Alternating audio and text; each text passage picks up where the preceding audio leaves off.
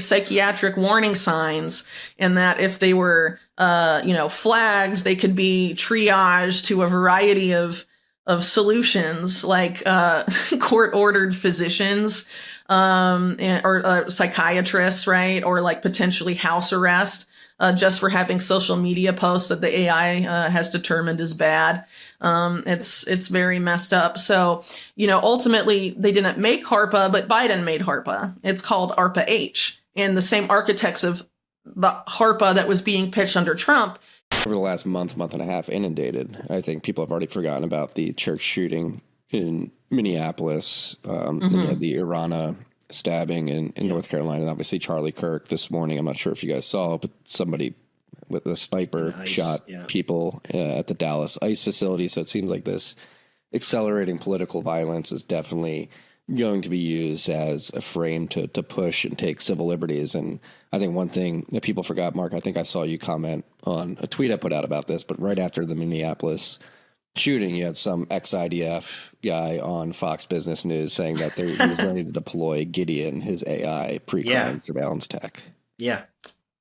There's already a Mossad CIA. I would argue it's a front. It's a company called Gabriel that sells like preventative tech to schools and churches to prevent shootings before they happen. If you're interested in reading about them, you can search for Gabriel and Unlimited Hangout. But there's been efforts to sort of build up, position particular companies for this, what I would call pre-crime infrastructure. And they, in 2019 specifically, they really started selling themselves as preventing mass shootings before they happen. One of these companies was Carbine 911, now known as Carbine, which people may remember was financed heavily by Jeffrey Epstein and Leslie Wexner, and Ehud Barak used to be the chairman, and a lot of, Israeli intelligence people, including like the commander of Unit 8200 were on the board. An Epstein associate named Nicole Junkerman was on the board. And then the Epstein Association came out and they tried to distance themselves, yada, yada, yada. But they were selling themselves to take over 911 call systems throughout the U.S. and basically sold themselves in 2019 that we can stop mass shootings before they happen, or increase response time and all of these things. And now they've slowly taken over the 911 call systems of a litany of counties across the United States. But after the Epstein stuff came out, they tried to rebrand as more American. So they only left one, ex-Israeli intelligence guy that co-founded it, there. And they put like Michael Chertoff on the board of advisors, who was former DHS. And they put one of Trump's previous heads of DHS, Christian Nielsen, I think her name was. And then an ex-FBI guy or something to try and, I guess, make it look more American. But it's really the same type of program. And also Peter Thiel was a big investor in that, and now recently published emails from Epstein World that have come out in the first half of this year show Ehud Barak and Epstein talking about meeting with Peter Thiel specifically about Carbine. And, that's relevant because of, Thiel and Palantir, Palantir being specifically pre-crime focused. For me, what makes this chapter land is the time arc noticing. Whitney reads off the last month's worth of political violence: Minneapolis church, NC stabbing, Charlie Kirk, Dallas ICE sniper, and explicitly flags it as accelerating political violence that's going to be used as a frame to push civil liberty erosion. Then she immediately connects the dots backward. The watcher tech being deployed for schools and churches was Carbine 911, Thiel invested, Epstein Wexner Barak funded, Israeli Unit 8200 on the board. After Epstein exposure, they rebranded More American. Same company, same ultimate pre-crime mission. The 911 system itself was always the choke point. And what's important too is, back at the end of 2019, when all of this was going on, Trump was in office the first time, and all of these, mass shootings were happening, and there was an outcry about it, like the El Paso Walmart shooting, for example, and a few other things that took place in a relatively short period of time.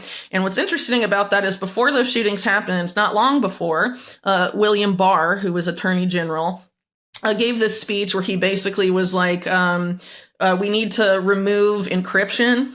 We have to have a federal backdoor into everything encrypted, all encrypted software.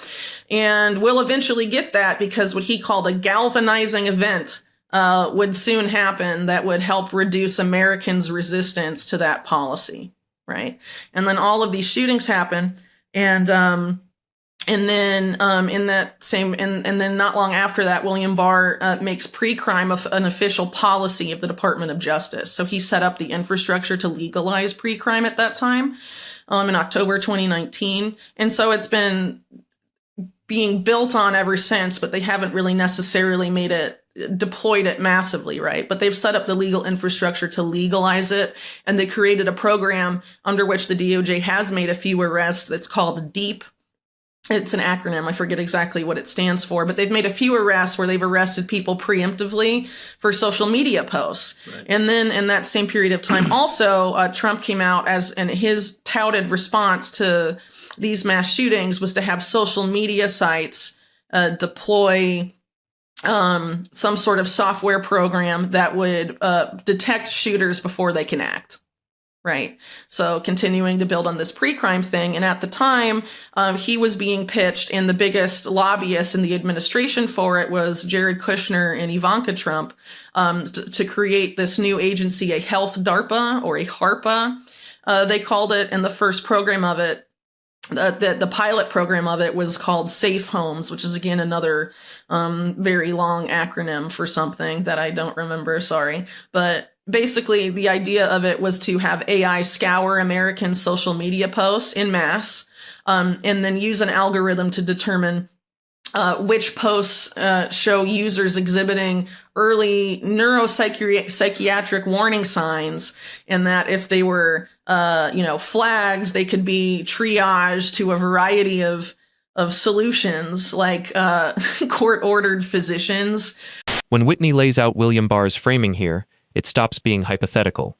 Barr, sitting U.S. Attorney General, publicly says a galvanizing event would soon happen to reduce American resistance to encryption backdoors. Then the shootings happen. Then DOJ makes pre-crime official legal policy.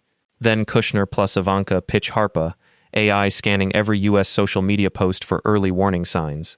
This was chronologically orchestrated. It wasn't panic reaction. It was the legal infrastructure being built deliberately, in stages, between shootings. And the preemptive social media post arrests under DOJ's DEEP program proved it works, before we even called it pre-crime. Or psychiatrists, right? Or like potentially house arrest, just for having social media posts that the AI has determined is bad. It's very messed up. So, ultimately they didn't make HARPA, but Biden made HARPA. It's called ARPA-H. And the same architects of the HARPA that was being pitched under Trump ended up being the same architects of Biden's ARPA-H, but ARPA-H was sold as a cancer moonshot. We're going to cure cancer with ARPA-H. But I mean, ARPA-H is absolutely still around and still has these kinds of this kind of focus in addition to its health focus, right? So, unfortunately, the Trump administration, or at least Trump as a president, has that precedent from his previous administration of responding to concerns about guns by being like, we should apply pre-crime to American social media posts and determine who might be a bad actor before they commit any crime. And from the civil liberty perspective, this is terrible. Mm-hmm. And an even greater warning sign is the increasing involvement, which you brought up earlier, Marty, of Palantir in this administration. This is the part that quietly rewrites how I understand bipartisan policy. Whitney shows the architects never changed. Trump's first-term team literally became Biden's ARPA-H builders. Only the sales pitch changed. Cancer moonshot sells. HARPA as pre-crime doesn't. Same product, different PR coding. And once it passed, the legal infrastructure for pre-crime was sitting there, tested and ready to scale. Trump established precedent. Biden added funding. Now Palantir, the total information awareness successor itself, is integrating into this administration. Both parties built the same cage. Whitney's civil liberty alarm isn't partisan, it's structural. Palantir was specifically really created to be a pre-crime entity. It is a successor to this post 9/11 program that was housed in DARPA, called Total Information Awareness, and it's been Palantir since then has been piloting predictive policing throughout the country. I think they first started doing that in the 2014-2015 window, and This is the section I keep coming back to because Whitney defines the whole fight in three connections sentences. with all of, Bitcoin's pretty much purpose. every U.S. intelligence Wall Street middle agency finger plus and how much immutable data sound they cover monetary up policy. and hold When on every BlackRock American, pivots to loving having Bitcoin, Palantir, that's the warning sign. Be Dollarization involved plus in the ETFs government plus so tether-style extensively, and also now stablecoins in like your are the co-option taxes, like their vector. recent Turn the partnership rebellion with like into the new IRS, reserve asset CYA. and with Whitney assigns mortgages everyone and, a moral increasingly GPS. getting involved Is with Bitcoin a finances tool of and financial also, freedom or a co-opted running a Wall lot of Street garbage? major Wall Binary. Street banks. No hedge. She says the answer should be no to any Bitcoin co-opted by the same powers it was supposed to resist. That's her final punchline, and it's the loudest in the whole chapter. Together, and in order to get people to relinquish civil liberties enough to have this kind of predictive policing infrastructure be the norm, something really big has to happen. People have to get really angry, and more importantly, people have to get really insecure and fearful. Right. Yeah. And so, I worry that this is sort of an important moment, an inflection point where they're going to try and start pushing us in that direction. A turning point. Well, I was going to say that, but I didn't want to. But I mean, Trump and Elon Musk and some of these other people explicitly made that, signaling in their statements around the Charlie Kirk Memorial, for example, that this is a turning point and all of that. But we don't want it to be a turning point where it leads us to a dark end point.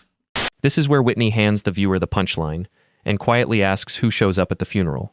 Palantir equals the original Total Information Awareness successor, built from DARPA's Precrime blueprint, piloting predictive policing since 2014-15, already collecting IRS, mortgage, Wall Street, and every U.S. intel agency data on each American. Then the explicit signal: people have to get really insecure and fearful for civil liberty relinquishment to happen.